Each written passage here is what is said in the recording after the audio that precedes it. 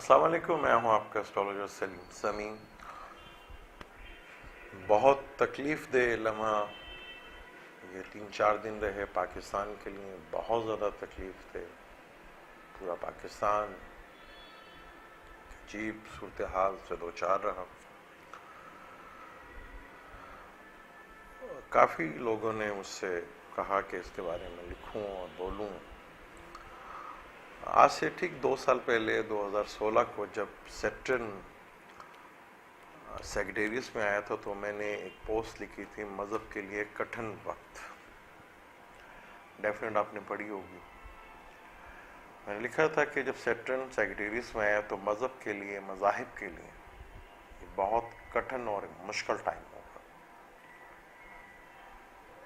یہ 3-4 دن جو صورتحال رہی بہت عجیب رہی، اور پھر ان کا جو معاہدہ بھی ہوا بڑا وہ عجیب سا فیل ہوتا اس پہ کہ انہوں نے کہا جی ہم ریویو میں جائیں گے اور گورنمنٹ ہمیں وہاں پہ تنگ نہیں کرے گی۔ گورنمنٹ نے تو پہلے بھی تنگ نہیں کیا تھا، آپ کو 4 دن کے بعد خیال آیا کہ آپ نے ریویو میں جانا ہے۔ یہی کام اگر آپ پہلے کرتے تو شاید بہتر انداز میں ہوتا اور پبلک کی سپورٹ بھی آپ کو ہوتی۔ قانون کی جھگڑا جو ہے وہ تو قانون کے تھرو ہی اس کو حل کیا جا سکتا ہے۔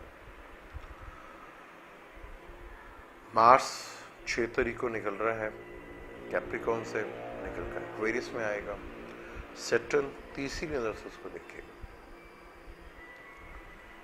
اور ایک بہت ہی تکلیف دہ کل واقعہ ایک اور ہوا، مولانا سمیع الحق صاحب کا قتل، بہت تکلیف دہ بات۔ اب سیٹرن تیسری نظر سے مارس کو دیکھے گا، پھر وہی دھوکہ، فریب اور ٹینشن، ڈپریشن، دہشت گردی کا خطرہ۔ 3-4 دن جو دھرنا رہا، میں اس پہ ایک ہی بات کہوں گا کہ انہوں نے اپنی تقدیروں کا، قسمت کا فیصلہ کر لیا ہے، اور سیٹرن کے نکلنے سے پہلے یہ فیصلہ بھی ہو جائے گا۔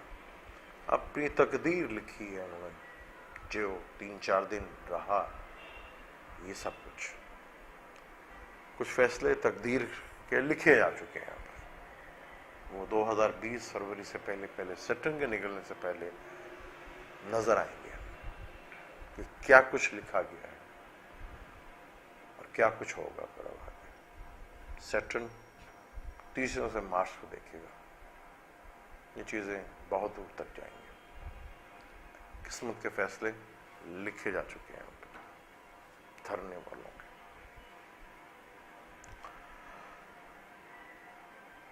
تکلیف دہ ہوا، اس سے زیادہ میں کچھ نہیں کر سکتا۔ اب مجھے دیں اجازت، انشاءاللہ پھر کسی نئے ٹاپک پہ بات کریں گے۔ اللہ حافظ۔